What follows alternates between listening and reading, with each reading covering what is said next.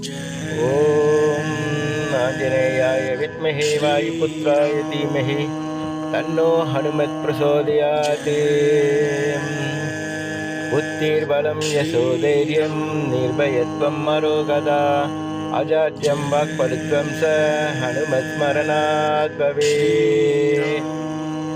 नमामि दूतं रामस्य सुगतं स सुरधर्मं वीणवृत्तमहाबाहं सर्वशत्रुनिवारणं नानारत्नसमायुक्ता कुण्डलादिविराजितं सर्वदाभिष्टतातारं सदा मैत्रिमाहे वासीनं सक्रतीर्थस्य दक्षिणस्तगिरौ सदा तुङ्गाम्बोधितरङ्गस्य वादेन परिशोभिते नानादेशाकदेशद्भिः सेव्यमानं निर्बोधमै धूपदीपादि नैवेद्यै पञ्चकाति सशक्तिद भजामि श्रीहनुमन्तं हेमकान्ति समप्रभं व्यासतीर्थयतीन्द्रेण पूजितं स विधानद त्रिवारं यः पठे नित्यं स्तोत्रं भक्त्यादिविजोत्तम वाञ्छितं लभते भीष्टं सन्माता पैदरे खलु पुत्रार्थे लभते पुत्रान् यशोर्थे लभते यशः विद्यार्थे लभते विद्यां धनार्थे लभते धनं सर्वदा मास्तु सन्देहो हरिचाक्षी जगत्पतिः यः करो यत्र सन्देहं सयादि नरकं ध्रुवम्।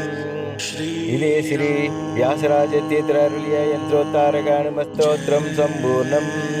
श्रीराम राम रामेति रमे रामे मनोरमे सहस्रनाम तत्तुल्यं रामनाम वरानने।